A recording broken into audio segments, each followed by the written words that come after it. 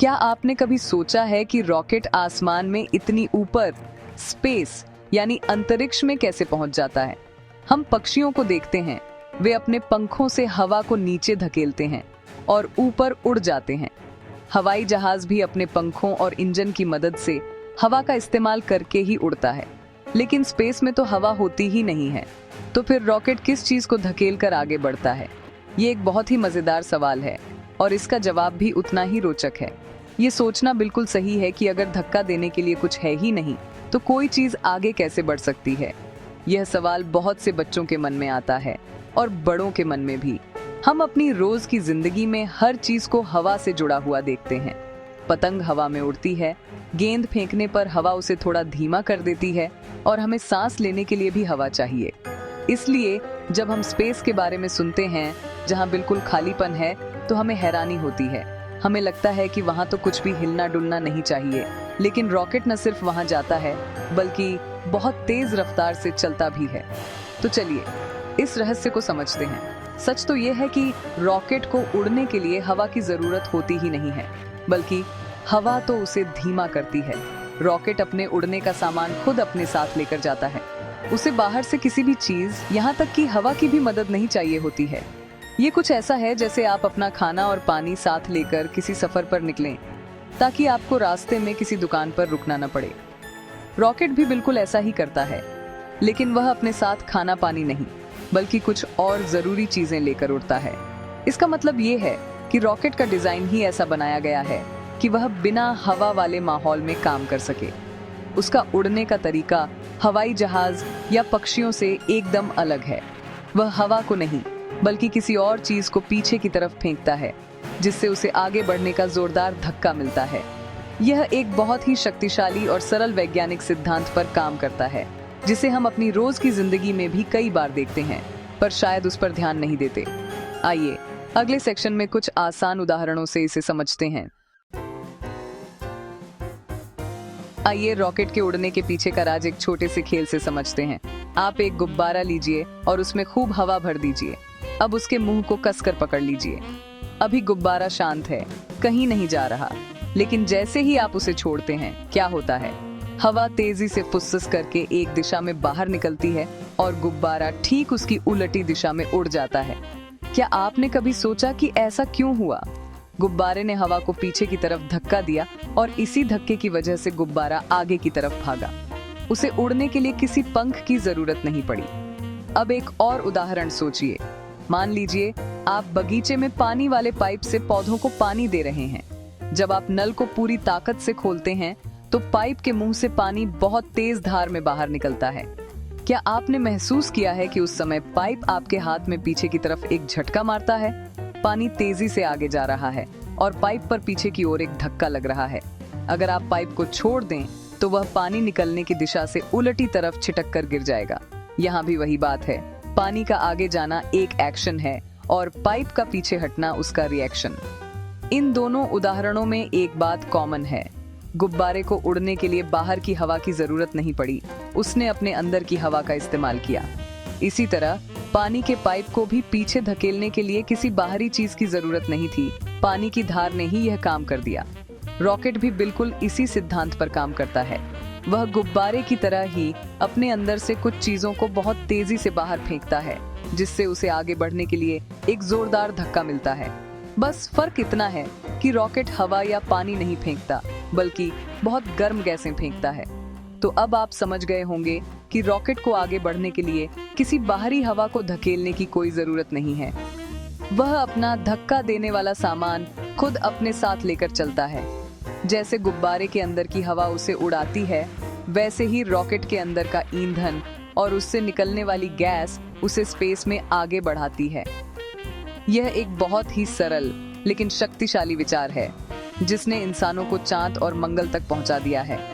अब हम यह जानेंगे कि रॉकेट के अंदर ऐसा क्या होता है जिससे इतनी शक्तिशाली गैसें बनती हैं। रॉकेट का सबसे जरूरी हिस्सा उसका इंजन होता है। आप इसे एक जादुई डिब्बा समझ सकते हैं जहां सारा कमाल होता है। इस इंजन के अंदर दो मुख्य चीजें होती हैं जो बड़े बड़े टैंकों में भरकर रखी जाती हैं। पहली चीज है फ्यूल यानी ईंधन, जैसे हमारे स्कूटर या कार में पेट्रोल होता है। यह जलने वाली चीज होती है।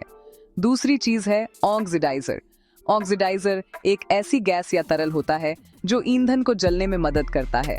हमारी धरती पर जब हम आग जलाते हैं तो हवा में मौजूद ऑक्सीजन गैस यही काम करती है, लेकिन स्पेस में तो हवा और ऑक्सीजन है नहीं, इसीलिए रॉकेट अपना ऑक्सीजन खुद लेकर जाता है। यह ऑक्सीजन गैस या फिर लिक्विड रूप में हो सकती है, जिसे लिक्विड ऑक्सीजन कहते हैं। तो रॉकेट के पास दो दोस्त होते हैं, एक जलने वाला ईंधन और दूसरा जलाने में मदद करने वाला ऑक्सीडाइजर। जब रॉकेट को उड़ाना होता है तो इन दोनों दोस्तों को इंजन के एक खास हिस्से, जिसे कंबशन चैम्बर कहते हैं, में भेजा जाता है।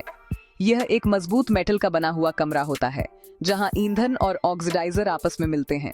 जैसे ही ईंधन और ऑक्सीडाइजर इस चैम्बर में मिलते हैं, एक बहुत बड़ा धमाका होता है और वे जल उठते हैं। इस जलने की प्रक्रिया से बहुत ज्यादा गर्मी और बहुत सारी गैसें बनती हैं। यह गैसें इतनी गर्म होती हैं कि वे तेजी से फैलना चाहती हैं, लेकिन कंबशन चैम्बर तो बंद होता है, इसलिए उन गैसों को बाहर निकलने के लिए सिर्फ एक ही रास्ता मिलता है, इंजन के नीचे लगा एक घंटी के आकार का हिस्सा, जिसे नोजल कहते हैं।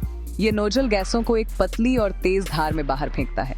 ये ठीक वैसा ही है जैसे गुब्बारे के छोटे से मुंह से हवा तेजी से बाहर निकलती है। रॉकेट के नोजल से ये गर्म गैसें अविश्वसनीय रफ्तार से लगभग 10,000 किलोमीटर प्रति घंटे की स्पीड से जमीन की तरफ निकलती हैं। जब इतनी भारी मात्रा में गैसें इतनी तेजी से नीचे की ओर निकलती हैं, तो वे रॉकेट पर ऊपर की ओर एक जबरदस्त धक्का डालती हैं। यह धक्का इतना शक्तिशाली होता है कि वह कई हजार किलो वजन वाले भारी भरकम रॉकेट को जमीन से उठाकर सीधा आसमान की ओर ले जाता है। और क्योंकि रॉकेट अपना ईंधन और ऑक्सीजन साथ लेकर गया है, उसे स्पेस के खालीपन से कोई फर्क नहीं पड़ता। रॉकेट जिस वैज्ञानिक नियम पर उड़ता है, उसे महान वैज्ञानिक सर आइजक न्यूटन ने खोजा था। यह उनका तीसरा नियम है। यह नियम बहुत सरल भाषा में कहता है, हर एक्शन का एक बराबर और उलटा रिएक्शन होता है। इसका मतलब है कि जब भी आप किसी चीज पर बल लगाते हैं, तो वह चीज भी आप पर उतना ही बल उलटी दिशा में लगाती है। यह नियम हर जगह हर समय काम करता है। चलिए इसे कुछ और उदाहरणों से समझते हैं।